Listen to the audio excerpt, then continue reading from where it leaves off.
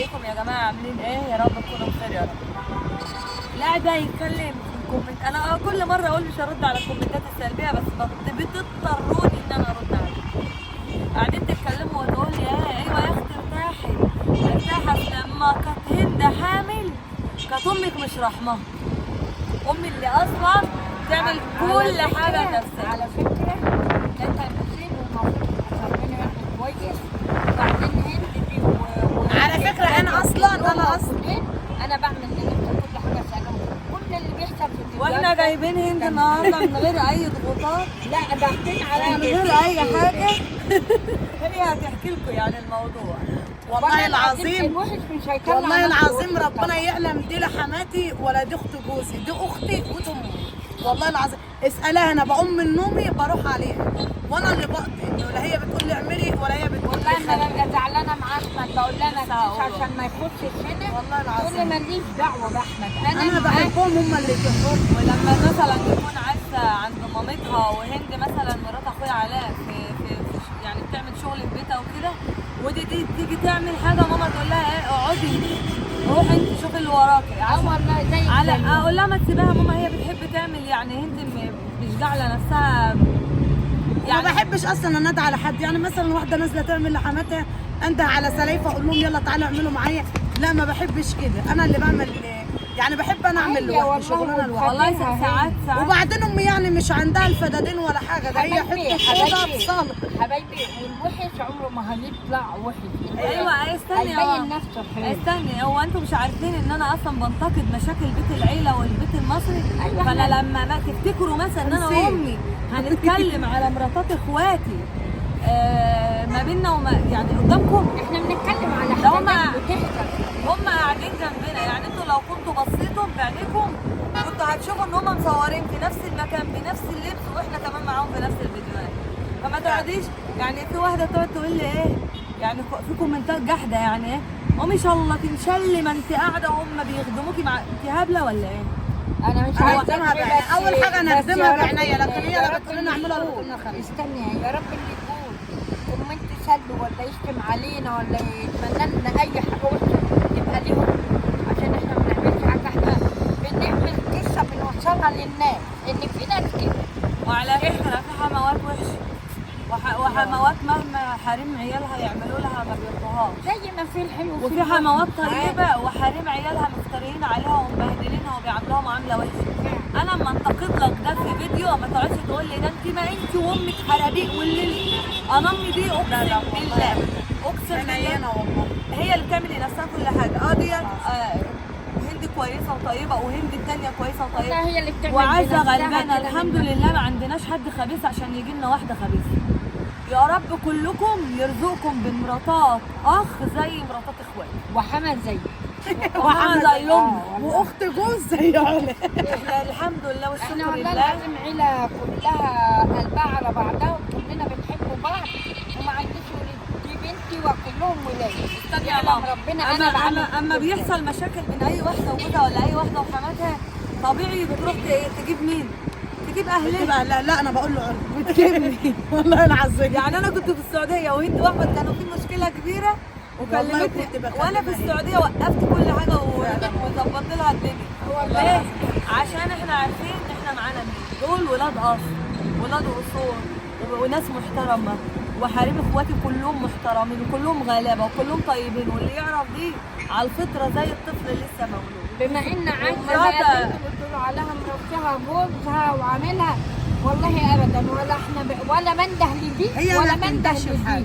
هي والله عايزه العظيم ما من بتندهش. طبيعتها بتقعد شويه في بيتها تدي اللي ورا تطلع على والدتها عشان بتصور معاها فيديوهات وكده، فسايبينها الشغلانه. احنا مش بيت العيله يا جماعه اللي انتوا محدده لك ايام لا ولا أي وحدده حاجة. لك طبيخ. استنى طب استنى ماما اما استني يما استني. اقرب حاجه النهارده اهو بقول لها يما انا جايه ايه، هي كانت رايحه شويه عند الحاج فقلت لها ايه يما انا هسيق لك البيت. قالت لي لا تسيقي ولا تعملي، اكنسي من على الوش واطلعي للفراخ واطلعي للفراخ. قلت لها ماشي، ريحتها وقلت لها ماشي. كلمتها في التليفون بتكلم تقول لها يا هند العيال ومش العيال، قلت لها انا بمسح لك الشقه، والله العظيم ما عارفين كفتها. وين دي؟ شفتوا المسرحيه بتاعت بحب الم الزباله قوي؟ هي بتحب تروق وتعمل، ربنا يديها صحه على صحتها. والله ساعات ماما تبقى قاعده وتقول لي في تخبيط على السطح، استنى ما اشوف مين، تنادي تلاقي ديت بتنضف للفراخ، حاطه لهم اكل وميه. شايفه هي ربنا يبارك لها، هي كده، هي حابه تخدم امي. برضه هند مرات على اخوي ما بتتاخرش. انت دي انا بجيبها من قفاها على طول، اما عاوز بقى في شغلانه جامده اروح جايباها من قفاها. منين برضه مامي تقول لها يا ام حنين مثلا هنخبزه بكره، حاضر. ام حنين مثلا هنصبنه المطبخ، امي ايدها قبل ايديها. احنا البيت مش الحما اللي بتقعد وتتفرج احنا وتتعب. البيت بتاعنا هي اوضه وصاله يا سيد، مش محتاجه حاجه. فربنا يرزقكم والله العظيم، يعني راحة البال بالدنيا واللي عليها، اقسم بالله راحة البال بالدنيا واللي عليها. فانا الحمد لله على قد ما انا بان قدامكم ان انا شريره، بس الحمد لا لله ده اطيب ما خلق احنا والله، والله بنعمل طيب. حاجات نسوان بس اخواني بنعمل- والله يا ماما والله طيب. بنعمل حاجات بتحصل في كل البيوت المصريه، بس حماتي بالناس. بتحبني واديكم شفتم، مش هقف. رغم ان انا اول ما اتجوزت ما كانتش حماتي بتحبني، بس مع المعاشره وعرفت تقول على ايه حبتني وانا حبيتها زي امي بالظبط. ونسوان اخواتي كلهم بيعتبروا والله العظيم، حتى هند الكبيره اكبر مني، لو اي مشكله بينها وبين جوزها اقسم بالله يا بتقولي علا على تعالي دخلي لي في الموضوع، ما اعرفش ايه، ما فيش حاجه اسمها يجيبوا اهاليهم ايه، لان احنا اهلنا عليهم من اهالينا. فاحنا بينا ألفة، يا رب يجعلها في بيوتكم كلكم. واحنا مش عايزين بقى حد يشتم علينا، فهمناكم الموضوع اهو. وليه من بدري والله لا بقعد اقول على انا طيبه خالص. بقعد اقول لها ايه ما تمثليش الادوار الشريره، الناس مفكراكي شريره، الناس بتدعي عليكي، الناس بتشتمك. لو هي بالفعل شريره مش هتبين انها شريره، هتحب تعمل عكس الشخصيه. الواحد الوحش مش هيقول على نفسه. يعني احنا يعني لما هند دي بتقعد تصور معاها فيديو، اما طب اقول لك ايه، انا هدخل اقول لك انا هاكل معاكي وانتوا تقولي لي لا ده الاكل ده العلم. أيوة. طيب يا هند ماشي، فتدخل تقول لها انا هاكل معاكي النهارده، يا اما تقول لها ده انا عاملاها لا، ده أنا لبنتي، عاملاها فانتوا تبداوا تقول لها هو انت كل حاجه لبنتي. والله العظيم ما بيبقى العلا كمان، بيبقى اكلنا احنا أكلنا عادي، العادي. بس فيديو. اللي بيقول ان انت قاعده على طول ما بتعمليش حاجه، انا قاعده على طول ما بعملش حاجه، بس انتوا عارفين لان هي انا تعبانه. من يوم ما طلعت على السوشيال ميديا دي عمري ما طلعت قلت لكم ادعوا لي يا اخواتي انا عيانه، ولا طلعت صورت لكم يا رب اشفيني، ولا دعوه 40 غريب مجاب. انا طول عمري بديكوا الفيديو الكوميدي اللي هو انتوا معلش مالكوش عندي اكتر منه. انما حياتي الشخصيه مشاكلي مع جوزي عمري ما طلعت اقول ده انا عامله مع محمد مشكله. هل انا مش بعمل مع جوزي مشاكل؟ مش بغضب، مش بزعل منه، بس ده بتاعي. انتوا لكم مني الطاقه الايجابيه، بس لكم مني فكره الفيديو اللي انا عايزه اوصلها، بتكون دايما كوميديا سودا لاي موقف مش حلو بيحصل في ايه؟ في بيوتنا.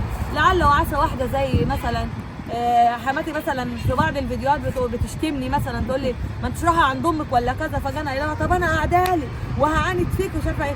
ممكن واحده تغضب بسبب ده ويحصل مشاكل وطلاق بسبب ده، فاللي هي تقول لا عدي الدنيا ومشي الامور، وبيحصل في كل البيوت. طب ما علا عملته، بس هو ده الهدف يعني من كل اللي انتوا شفتوه، او من كل اللي بقى ما تستمرش بقى، انا طالعه وقايمه من الفيديو خالص اهو بقى. وعلى العموم انا هقول لكم كلمتين، انا اقسم بالله لا ببص على المشاهدات ولا ببص على متابعين. اي حد بيكتب كومنت ما بيعجبنيش بديه بلوك من حسابه ومن اي حساب يعمله تاني على السوشيال ميديا، لان انا مش لازمني عدد. انا اللي بيكتب لي كومنت بيضايقني بلوك من حسابه ومن اي حساب يفكر يعمله تاني، عشان احنا مش بتوع ريتش. فاحسن لكم لو بتوع ريتش اكتبوا كلمه حلوه. عشانكم تكتبهم، ويا انت كل ما تكتبي يا حبيبتي انا باخد فلوس عادي يعني. فنحترم نفسنا، واللي ما بيحبنيش ما يتابعنيش، واللي ما بيحبهاش يتابعها عشان هي عايزه الناس تتابعها حتى لو ودي بحبكم بحبكم بحبكم بحبكم. ودي قصتي انا ومرات اخويا يا جماعه. بس انا بقى ما اروح بقى نعمل لكم فيديو مع هند بقى ندعوا على امي عامله قناه على اليوتيوب يا جماعه اسمها ايه؟ تابعوني. اسمها ايه يا ام؟ اسمها العيله الفرفوشه برضه. عيله فرفوشه برضه، لو انا والله ولا فرفوشه ولا ولا حاجه. هي اسمها القناه بتاعتنا تابعوني. يوميات احمد وهند لو سمحتوا، بعد اذنكم هسيبلهولكم يعني. هسيبلهولكم في الديسكريبشن. في الدكس بالمره الدكس ديسك على دوكلوفين. وبالمره يا جماعه تعالوا تابعوني انا كمان يوميات محمد تابعوني وائل. والنبي، يوميات احمد وهند، يوميات احمد وهند تابعوني من فضلكم. العيله الفرقوشه. امي طب امي عشان والله ده صعب. امي هي امي. كل الكلام اللي انا قلته دلوقتي انها طيبه وكده ده كده. امي بتعذبنا وبتحرقنا بالنار. خدوا بصوا جايبالنا ايه؟ هات يا تقوليش بدل ما تجيب لنا عصير جايبالنا ازازتين ميه. يلا يا جماعه استاذنكم انا بقى. واشوفكم على خير في الفيديو الجاي ان شاء الله، وما تنسوش المتابعه من فضلكم. اعملوا لايك.